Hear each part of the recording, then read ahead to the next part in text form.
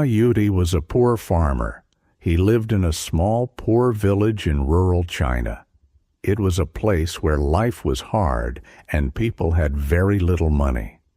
He was 40 years old, and he lived with his older brother's family. But he did not live in the house. He lived in a small, dark shed, and his only roommate was the family donkey. His daily life was simple. Wake up before the sun, work all day in his brother's fields, eat a simple meal, and sleep. He spent more time with the donkey than with people. He understood the animal, and the animal seemed to understand him. To his brother, Ma Yutong, he was a burden. Yutong now had a new problem. Yutong's son needed to get married, and the bride's family did not want a poor uncle living in the donkey shed. Yudi had to go. There was another person in the village who was also a burden. Her name was Cao Guiying. She lived with her own brother and sister-in-law. They had treated her badly for many years. Because of the beatings, her body was damaged. She could not walk correctly, her hands trembled all the time, and she could not control her bladder. She was also sick and could not have children. Her family wanted to get rid of her. A matchmaker saw an opportunity. She arranged a meeting between the two families. Yudi's brother and Guiying's brother sat at a small table. They ate and talked.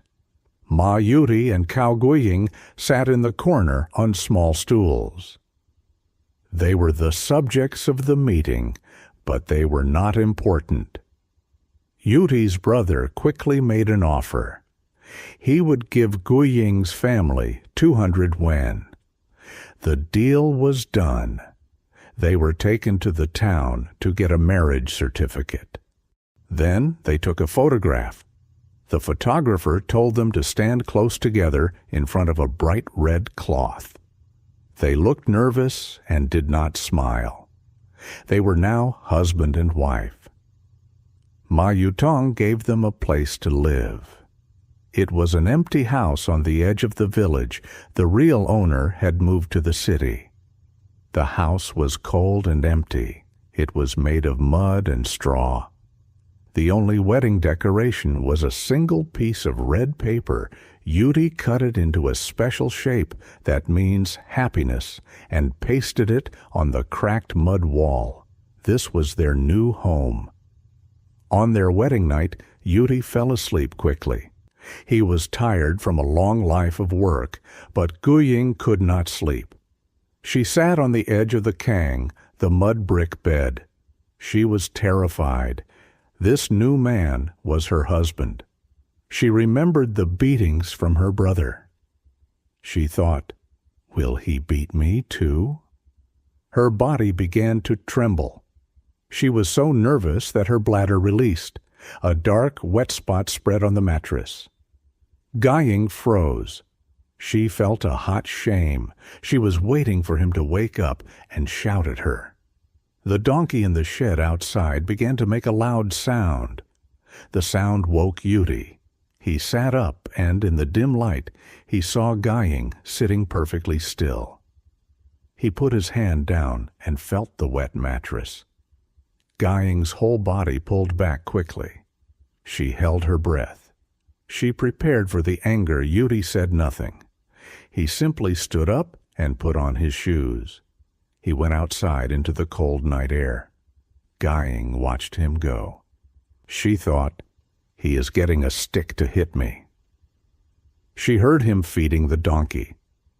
After a few minutes, he came back inside. He did not look at her. He walked to the small, cold stove. He quietly added more coal, making the fire bigger. The room slowly began to feel warmer. He took off his shoes, climbed back onto the kang, and went back to sleep. Guiying stared at him. There was no shouting. There was no beating. Later, when she was sure he was asleep, she quietly slipped off the bed. She stood next to the warm stove, trying to dry her wet pants in the heat.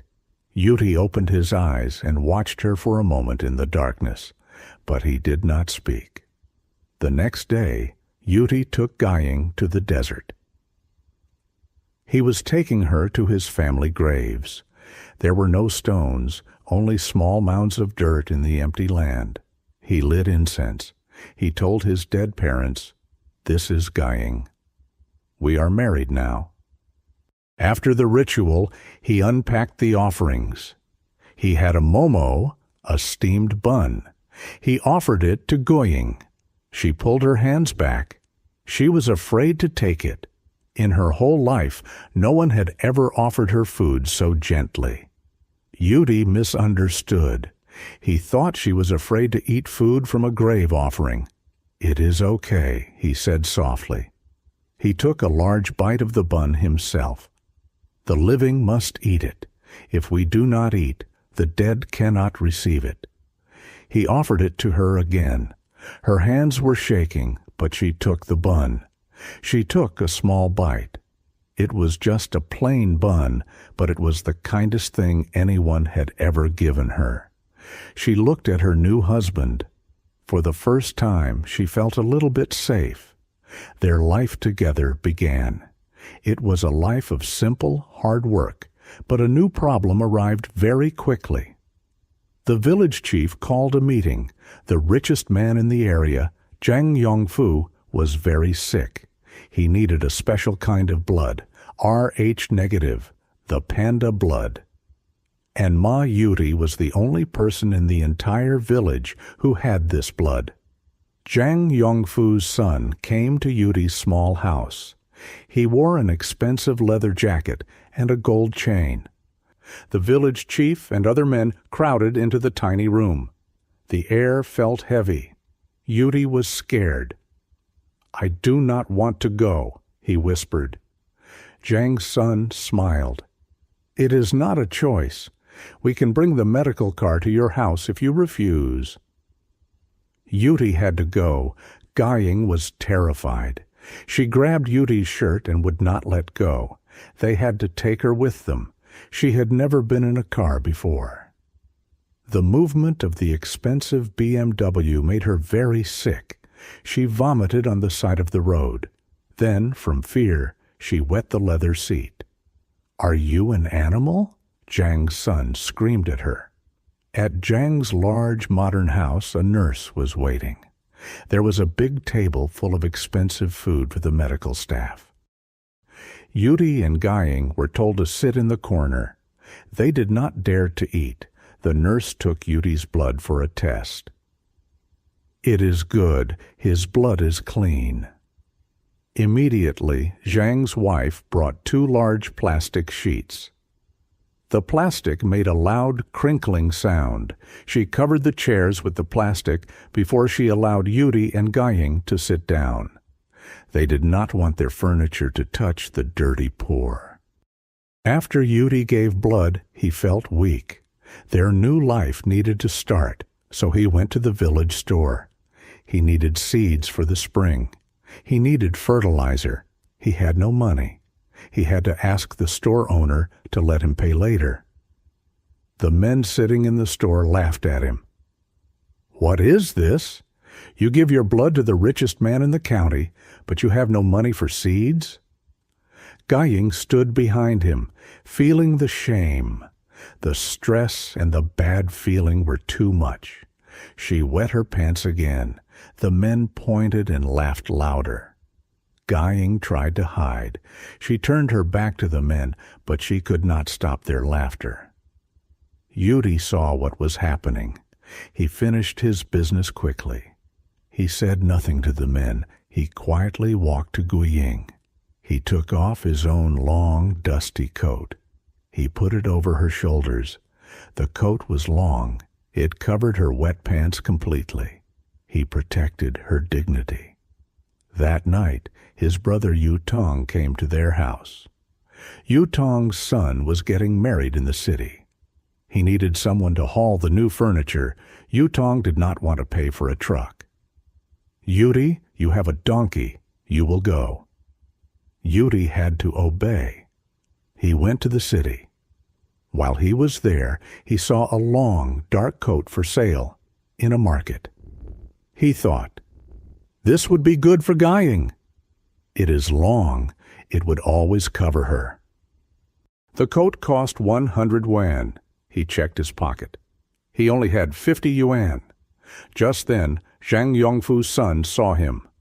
"Old Fourth, you are here!" He saw Yuri looking at the coat. He bought it immediately. "A gift, a small payment for your good blood." Yuri tried to refuse. "I cannot take this." "Nonsense. Take it." The man pushed the coat into Yuri's arms, and left Yuri felt terrible. He shouted at the departing car, "This is not a gift. I am borrowing this. This is a loan."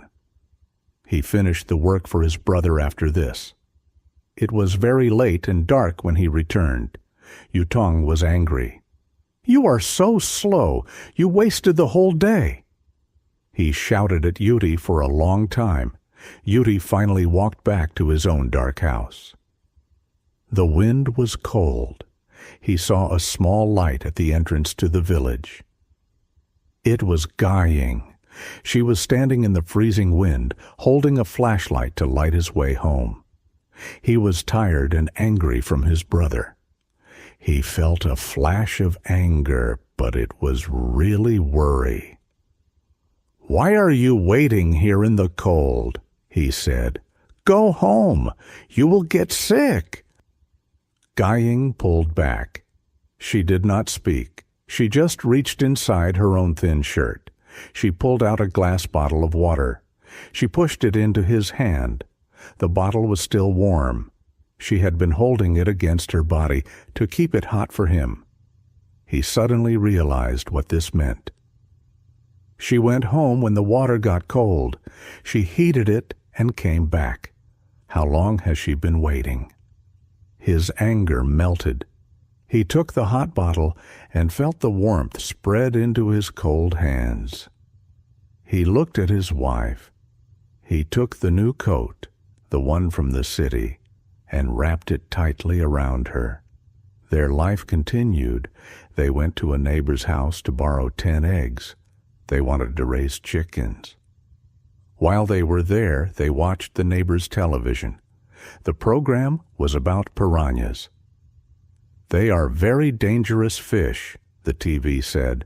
"They wait, and when a weak animal falls into the water, they attack it." As they watched, Guiying's bladder failed again. The neighbor saw the wet spot on her stool. "You are a plague god," the woman shouted. "Get out of my house." Yuri and Guiying ran away. They felt terrible. But that night, Yuri built a special box. He put the 10 eggs inside. He fixed a light bulb inside the box to keep them warm. He made small holes in the cardboard. The light from the bulb shone through the holes. It looked like the dark mud walls were covered in tiny, beautiful stars. Guiying sat and watched the lights. She had never seen anything so beautiful. Soon the government started a new program. They would pay 15,000 yuan to tear down any empty, unused houses. The man who owned their house returned from the city. "You must leave," he said. "I am tearing this house down to get the money." They were homeless again. They watched a big machine push the walls down. The red happiness paper fell into the dirt. Yuri walked into the ruins. He found a small bird's nest, a swallow's nest, that had fallen. He picked it up gently. "The swallows will need this when they return," he said. They moved into another empty house, and for the second time, Yuri pasted the red happiness paper on the wall. They decided they could not live like this. They needed their own home. They would build one themselves. They started the long, difficult work of making mud bricks. Yuri dug the mud. Guiying carried the water. They mixed it with straw and pressed it into a wooden mold. They set the bricks in the sun to dry. As they were working, Zhang Yongfu's son returned. His father was sick again. "Old Fourth, we need more blood." This time Guiying stood in front of Yuti. "No, you cannot take him. He is weak." Zhang's son just looked at her. He pointed at the long coat she was wearing. "That is a nice coat. Does it fit you well?" The threat was clear. Yuti had to go. It was the second time. The car seats were covered in plastic again. The windows were open, and the cold wind blasted their faces one night. A terrible rainstorm began. The wind was very strong, and the rain fell hard. Yuti woke up in panic.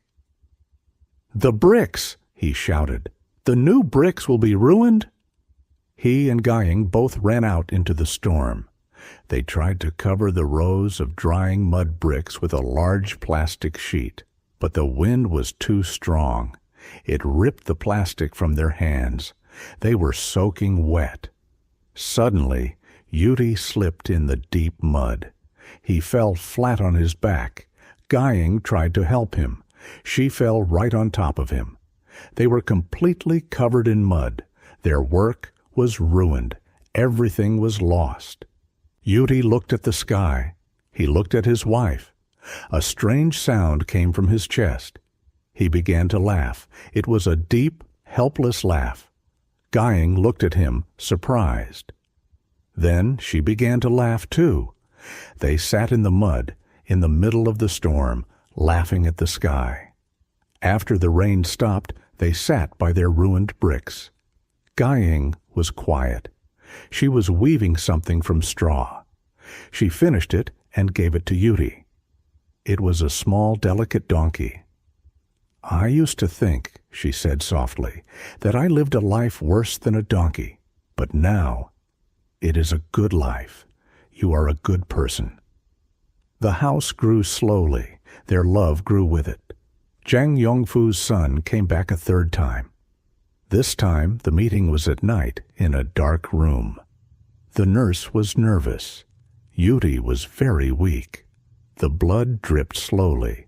He was barely strong enough to ask Zhang's son to pay the villagers the money he owed them. Zhang's son agreed. He paid the villagers, but he cheated them. He paid them with corn at a very high price. Yuti got his corn. The first thing he did was take a large portion. He gave it to Zhang's son. "This is to pay for the 2 coats," he said. Zhang's son smiled and took the grain. Summer came. It was time for the harvest. They worked in the fields from morning until night. Yuti was lifting the heavy bundles of wheat onto the cart. He asked Guiying to help lift one. She tried. Her body trembled with effort. But she was not strong enough. She fell, and the bundle collapsed. Yuti was hot, tired, and angry. "You are useless," he shouted. "You only know to eat." Nearby farmers heard him and laughed. Yuti saw their faces. He instantly realized what he had done. He had become one of them. He had become a piranha. Guiying was terrified. She pulled her body small, crying silently. She had wet herself again. Yuti's heart broke. He said nothing. On the walk home, he was quiet. He stopped the donkey. He gently pulled Guiying onto the cart. He took a single grain of wheat. He pressed it onto her arm. The grain left a small, perfect mark, like a tiny flower. "This is my mark," he whispered. "I put my mark on you. Now you can never be lost. I will always find you." A few days later, Guiying's skin was red and itchy. She had a bad rash from the wheat chaff. Yuti took her to the canal. "You must wash." She was terrified of the water. "No, I cannot." "It is okay. I will hold you." He gently helped her into the water. He carefully washed her back. It was the most intimate they had ever been. Finally, the house was finished. It was beautiful. Yuti climbed to the roof. He put the swallow's nest he had saved under the eaves. A home for them, too. The owner of the second house came. "You must leave. I am tearing this one down, too." This time, Yuri smiled. They packed their few things. He took the red happiness paper from the wall. They walked to their own house. For the third and final time, he pasted the red paper on his own front wall. That night, they lay on their new kang. It smelled of fresh mud and straw. Guy smiled. She took a grain of wheat and pressed a flower onto his arm. "Now you are marked too." They talked about the future. "When we sell all this grain," Yuri said, "we will have money. We will buy a television, and I will take you to a big hospital in the city. We will fix your problems." "A big hospital?" Guy whispered. "Can we?" "Yes," he said. "Life will be good." A few days later, Yuri's brother Yutong arrived. He was carrying leftover food from a banquet. "Brother, I have wonderful news. The government is giving apartments to the poor. I got one for you. You only have to pay 10,000 yuan. Yuri shook his head. "I do not want it. This is my home. Where would my donkey live? Where would my chickens live?" Yutong became angry. "You are a fool. I already paid the 10,000 yuan for you. You must take it." Yuri did not understand his brother's plan. Yutong knew Guiying could not have children. He knew Yuri was weak. When Yuri died, the 200,000 yuan apartment would legally go to Yutong's son. He was buying it for himself, using Yuri's name. Autumn came. Guiying suddenly got a high fever. She lay on the kang, weak and afraid. "I am a cheap body," she whispered to Yuri. "My whole life I was hungry and cold, but I was never sick.